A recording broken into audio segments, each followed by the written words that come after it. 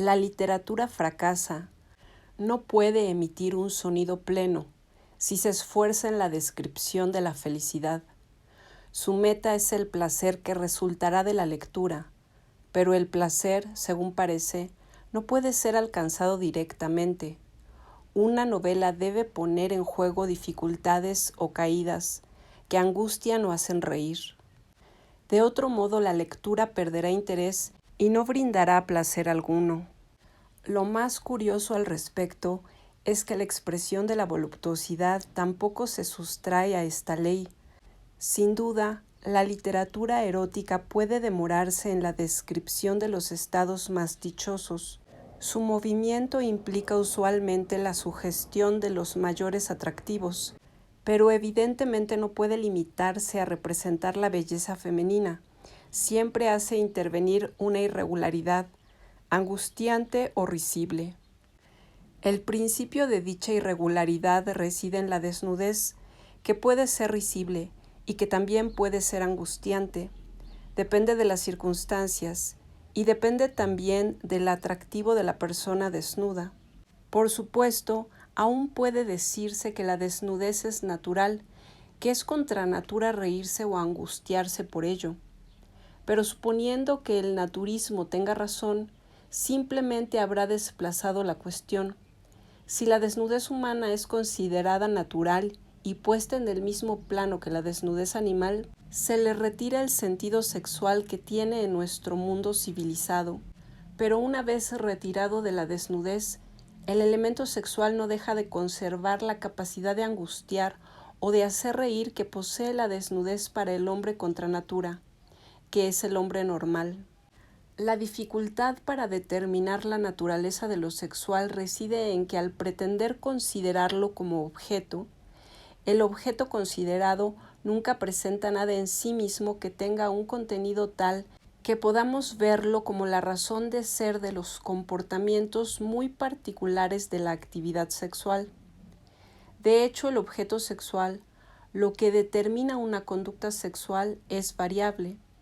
Y por último, parece que en verdad un objeto cualquiera sería capaz, en un medio dado, de tener el poder de evocar la conducta sexual. Esta observación es fundamental, ya que la desnudez, que no es nada en sí misma, solo tiene el sentido angustiante o risible del que hablamos porque es el indicio de una conducta sexual. Al menos recuerda la presencia latente de un mundo sexual. Si la literatura se encarga de describir expresamente la voluptuosidad, escoge objetos y escenas que tienen la capacidad de determinar la conducta sexual del lector, o al menos de esbozarla. Pero al leer, queda claro que esos objetos se han vuelto de algún modo angustiantes o risibles para nosotros, y que esto mantiene de manera completamente extraña al lenguaje de interés inmediato dentro de los límites de la decadencia y la desgracia. Pero si procuramos ir hasta el fondo de la explicación de lo sexual, concediéndonos resumir el objeto en la conducta, parecería finalmente que la conducta nos haría captar la simpleza de la felicidad. La actividad sexual, al menos durante el tiempo en que se realiza, podría incluso suplir a la misma felicidad. Pero en realidad no es tan simple. Falta comprender por qué determinados objetos que son cómicos o provocan angustia son precisamente los que sirven de indicio para el mundo sexual. De hecho, si consideramos las cosas en su aspecto elemental, solo percibimos una determinación clara. Las conductas sexuales y las conductas comunes se excluyen. Hay dos mundos incompatibles, aquel donde tienen lugar actos eróticos y aquel donde tienen lugar los diferentes actos de la vida social. Sin duda, hay caminos del segundo al primero, pero nunca conducen al mismo nivel, lo que hace pensar que los comportamientos estacionales de algunos animales, como los renos, que viven en pareja durante la temporada de apareamiento y en manadas el resto del tiempo. Pero esta observación general no tiene mucho sentido. En esa visión, por incompatible que sean el mundo sexual y el mundo social, aún pueden mostrarse en una especie de igualdad, es decir, que su diferencia podría ser análoga a la que opone el sur al norte, la planta al animal o la hembra al macho, lo que resulta importante, ya que si solo algunos matices oponen una conducta sexual a lo que la excluye, enseguida dejamos de comprender. Lo más curioso es que al pretender circunscribir así la especificidad del erotismo, es posible que nos alejemos de él, que no solamente es diferente, sino contrario a lo que excluye, pues entre un acto erótico y un acto cualquiera, una compra, una cena, un discurso, hay un abismo, una oposición que debe clasificarse de terrible y todavía es poco. Es la oposición de la muerte a la vida, de la ausencia a la presencia. La sexualidad es sin ninguna duda una negación enloquecida de lo que no es ella. Esto surge de una intuición clara, pero solo podría ser considerado claramente en un análisis minucioso del contenido de la literatura erótica. Este análisis debe ser evidentemente global. El principio de considerar solamente la obra de Sade es discutible a primera vista, pero acaso sea una observación excesivamente teórica. La mayoría de las veces pareciera que Sade se hubiera encerrado en una obsesión muy alejada de las conductas comunes, pero no es seguro. A pesar de todo, es posible pensar que el mundo erótico que describió amplifica las reacciones banales y que sería vano creerle ajeno a esas reacciones. Hay una diferencia crucial entre el universo de Sade y el mundo que experimentamos. La actividad sexual en principio une a los seres, mientras que Sade la definió, si no en su vida, en sus obras, como la negación de los partenaires. Maurice Blanchot insiste en este rasgo que erige como principio. El estudio que le dedica a Sade difiere de otros estudios análogos, en que revela el pensamiento de Sade al que hace emerger de una noche profunda, que sin duda fue la obscuridad para el mismo Sade.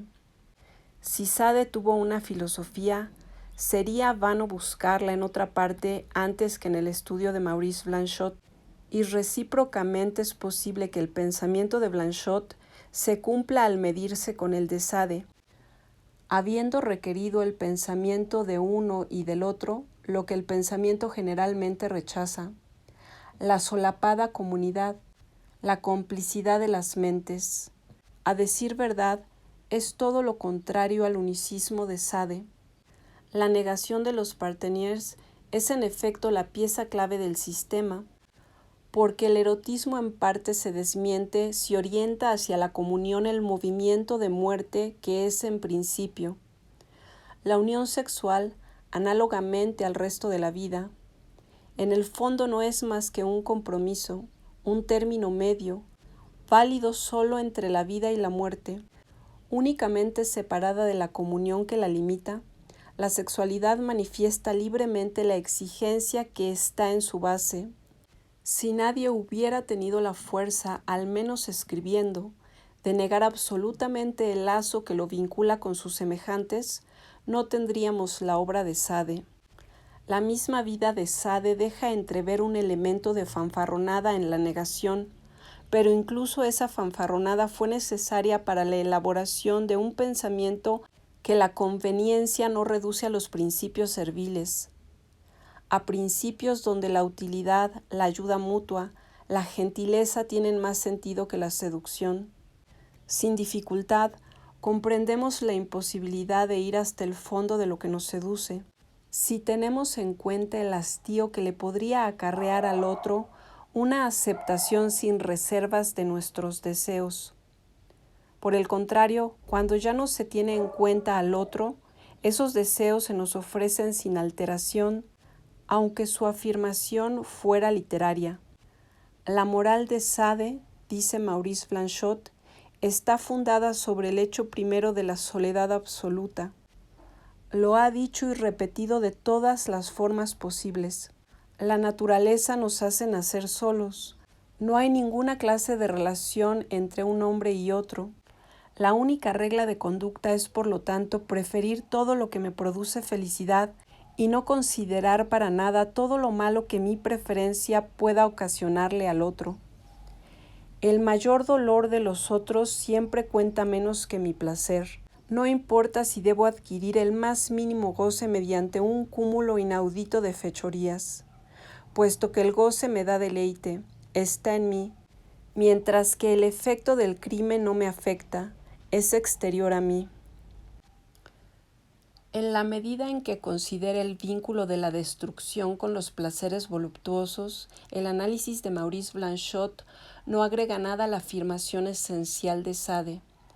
Sobre esto Sade, que en otras cuestiones es cambiante, enuncia sin descanso cómo una verdad revela la paradoja del crimen que funda la voluptuosidad. Ese aspecto de la obra de Sade es mostrado de tal manera que no podemos añadirle nada. Sobre ese punto el pensamiento de Sade es de lo más explícito. Su conciencia es extremadamente clara. Tenía la certeza de haber hecho un descubrimiento fundamental en el plano del conocimiento, pero percibimos la estrecha cohesión del sistema. Si el aislamiento del individuo voluptuoso no se plantea en principio como el aislamiento más completo, la relación íntima de la destrucción criminal con la voluptuosidad no se entiende, o al menos no puede intervenir más que en una escasa medida. Para acceder a esa verdad, fue preciso ubicarse en la perspectiva falaz del aislamiento. Nada resulta más chocante de leer que el absurdo de una negación continua del valor de un hombre para otro. Dicha negación le da continuamente a ese pensamiento un valor de contraverdad, lo arrastra a las más banales contradicciones y la vida no lo confirma, o solo lo confirma en parte. No es que el aislamiento no interviniera nunca en esa vida, es posible que tuviera incluso el máximo valor, pero no era lo único que actuaba. Es difícil recurrir a una ficción lo que sabemos sobre el carácter de Sade, que lo distingue profundamente de los seres infames que describe. Citaré su amor por su cuñada, su carrera política, el horror que sintió al ver funcionar la guillotina desde su ventana de la prisión, y en fin lo irreductible, el cuidado que tuvo en escribir y las lágrimas de sangre que vertió por la pérdida de un manuscrito. Pero la falacia del aislamiento es la condición de la verdad de una relación entre el amor y el crimen, y no podemos siquiera imaginar la obra de Sade sin la resolución con que negó el valor del hombre para el hombre. Dicho de otro modo, la verdadera naturaleza de la atracción sexual solo puede ser revelada literariamente con la puesta en juego de caracteres y escenas imposibles. De no ser así, permanecería velada. El hecho sexual puro no habría podido reconocerse entre las brumas de la ternura, porque finalmente el amor es usualmente comunicado. Su mismo nombre lo ha ligado a la existencia del otro, como si para dejar de ser una cosa, para ser soberano, un hombre debiera convertir en cosas a todos los demás. Al desaparecer la soberanía de la servidumbre, su fracaso es más profundo y remite a la comunidad de los iguales. El mismo exceso con el que Sade afirma su verdad no es de índole tal como para ser admitido fácilmente, pero obliga a la reflexión. Maurice Blanchot ha intentado esclarecer el pensamiento de Sade, pero puedo añadir ahora una precisión.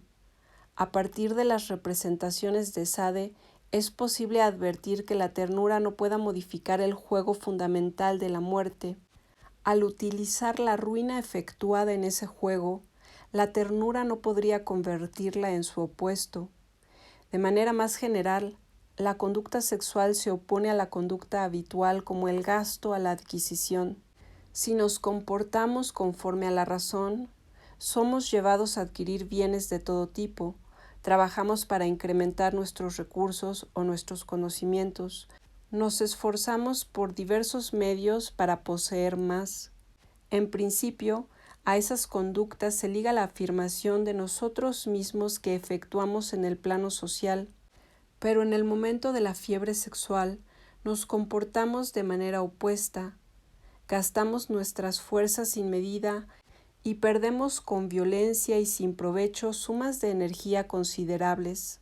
La voluptuosidad está tan emparentada con la ruina que hemos llamado pequeña muerte al momento de su paroxismo. En consecuencia, los objetos que evocan para nosotros la actividad sexual siempre están ligados a algún desorden. Así, la desnudez sería la ruina e incluso la traición del aspecto que asumimos con nuestros vestidos. Pero en ese sentido nunca quedamos satisfechos con poco.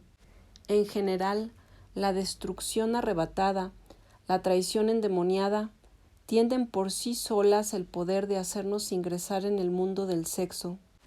Añadimos a la desnudez la extravagancia de los cuerpos semidesnudos, que pueden estar disimuladamente más desnudos que desnudos. Los sufrimientos y la muerte infligidos sádicamente prolongan ese movimiento de ruina. De ninguna manera son contrarios a ello.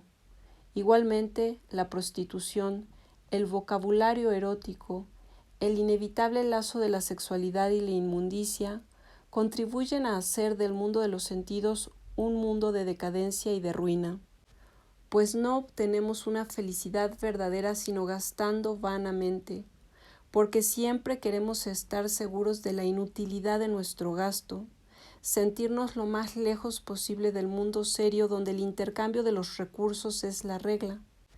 Pero lejos es decir poco, queremos oponernos a él.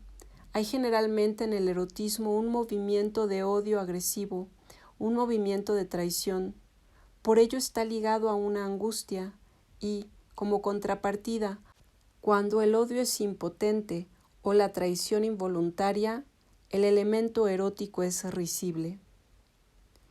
En ese aspecto, el sistema de Sade no es sino la forma más consecuente, más dispendiosa de la actividad sexual.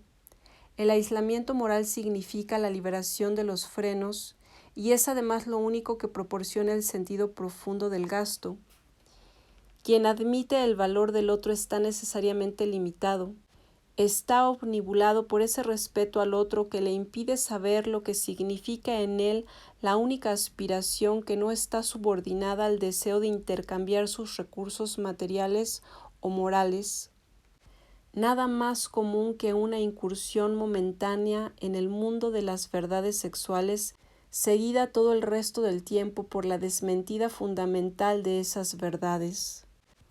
Pues la solidaridad le impide a un hombre que ocupe el lugar designado con el nombre de soberano. El respeto del hombre por el hombre se inserta en un ciclo de servidumbre donde ya no subsisten más que los momentos subordinados, donde finalmente falta ese respeto puesto que privamos al hombre en general de sus momentos soberanos, de lo más precioso que tiene. Por el contrario, el centro del mundo sádico, según Maurice Blanchot, es la exigencia de la soberanía que se afirma a través de una inmensa negación.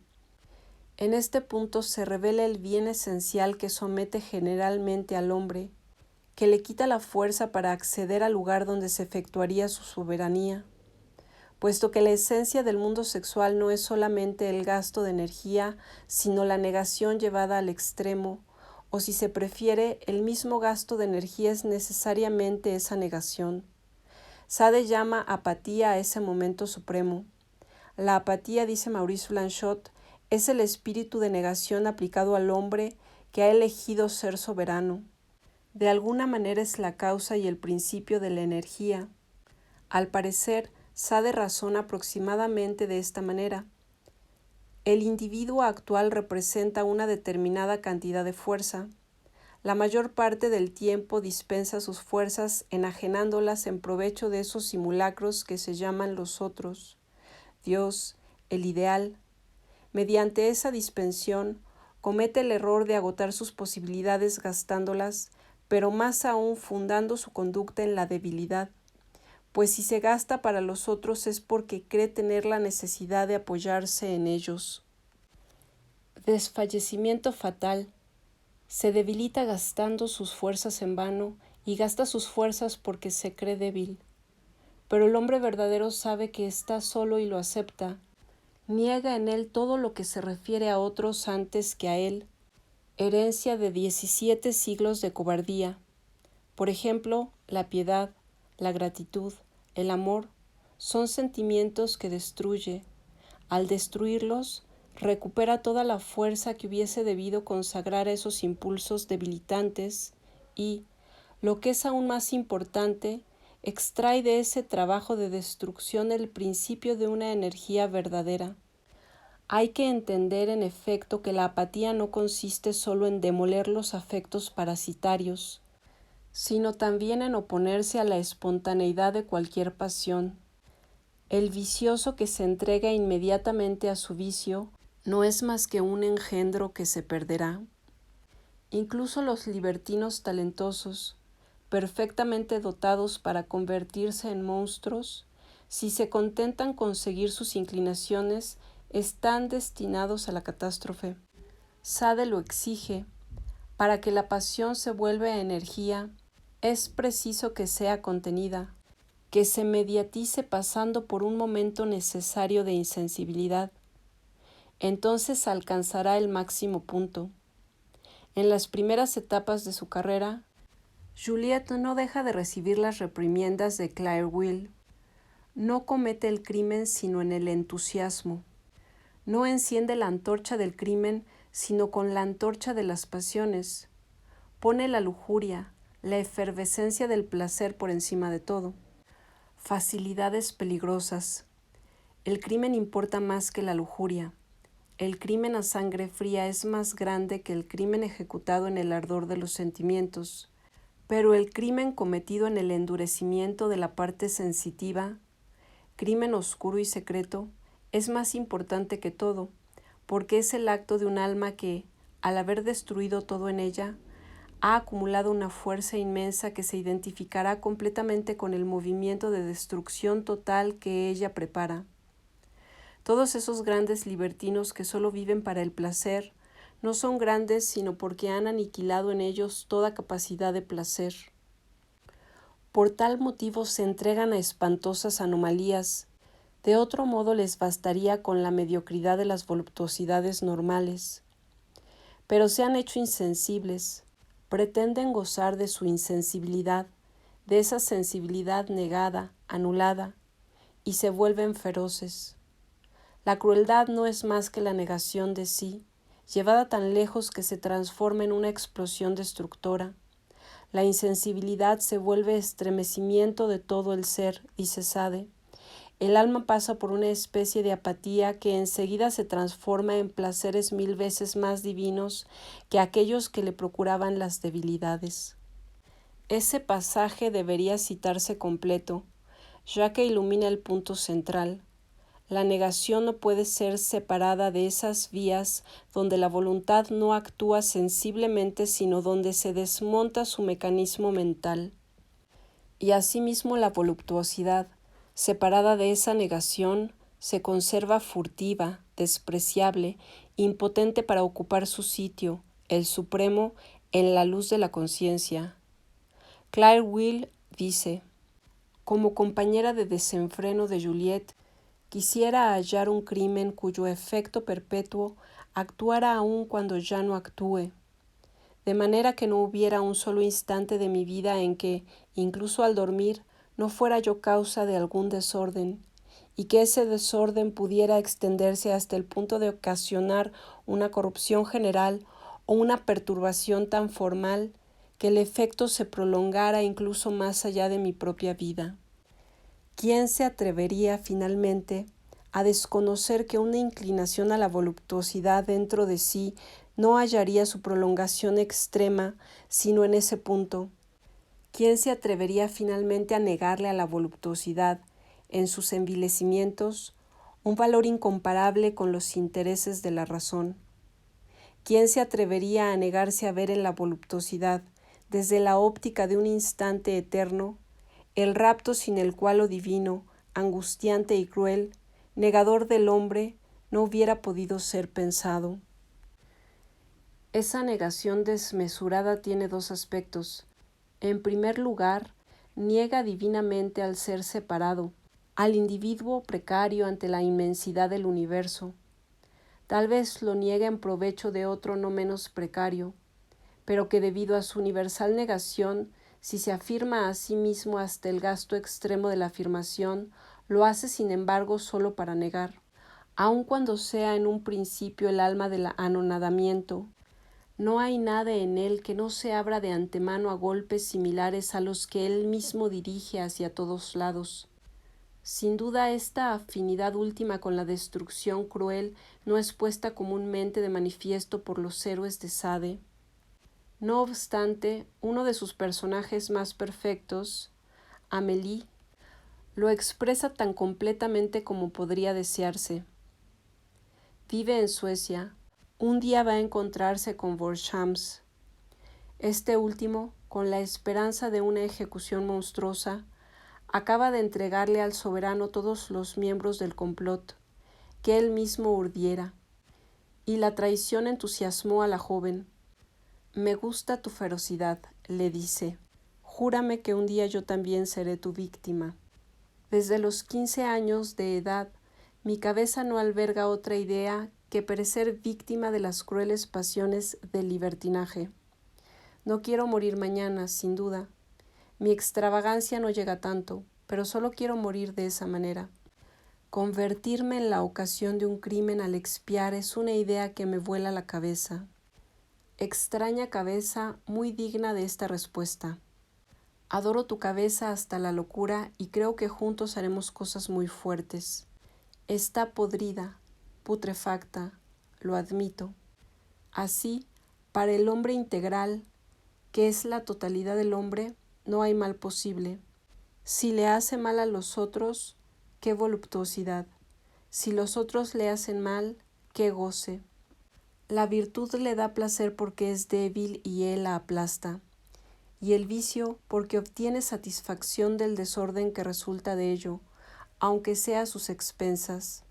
Si vive, no hay un acontecimiento de su existencia que no pueda experimentar como dichoso. Si muere, encuentra en su muerte una felicidad más grande aún, y, en la conciencia de su destrucción, la coronación de una vida que sólo la necesidad de destruir justifica. Así el negador estaría en el universo a la vez como extrema negación de todo lo demás, y esa negación no puede dejarlo tampoco fuera de su alcance. Sin duda la fuerza de negar, mientras dura, otorga un privilegio, pero la acción negativa que aquel ejerce contra una energía sobrehumana es la única protección contra la intensidad de una negación inmensa. Puede verse en este punto que los efectos considerados exceden de todas maneras el plano humano. Esa especie de acabamiento nunca ha sido concebido sino bajo una forma mítica que lo sitúa, si no fuera del mundo, por lo menos en el dominio del sueño. Lo mismo ocurre en la obra de Sade, pero este es el segundo aspecto de esa negación. Lo que se niega en este caso no se niega en beneficio de una afirmación trascendente. Sade se opone a la idea de Dios con una rara violencia. En verdad, la única diferencia profunda entre su sistema y el de los teólogos es que la negación de los seres aislados, que más allá de las apariencias ninguna teología efectúa con menor crueldad, no conserva por encima suyo nada existente de consuelo, ni siquiera una inmanencia del mundo. Está esa negación en la cúspide, es todo.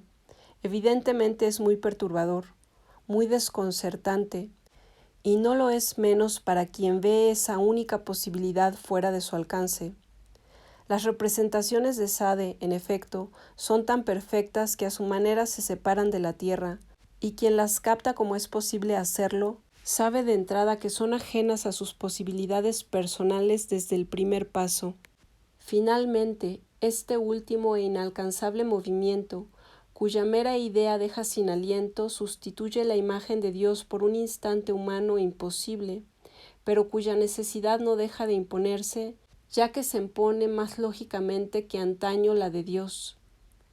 Puesto que la idea de Dios fue un descanso, un tiempo de suspenso en el movimiento vertiginoso que seguimos, mientras que la negación de Sade señala la fuerza que tendría un hombre no de suspender, sino de acelerar ese movimiento.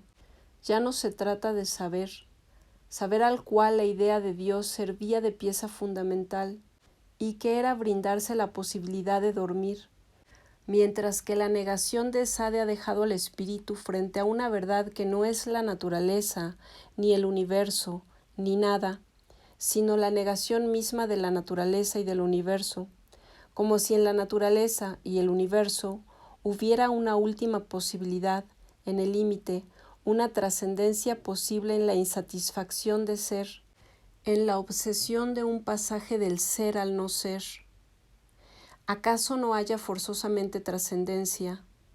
El ser no sale de sí mismo más que a condición de ya no ser, sino que más bien habría deseo, como posibilidad, de una trascendencia imposible.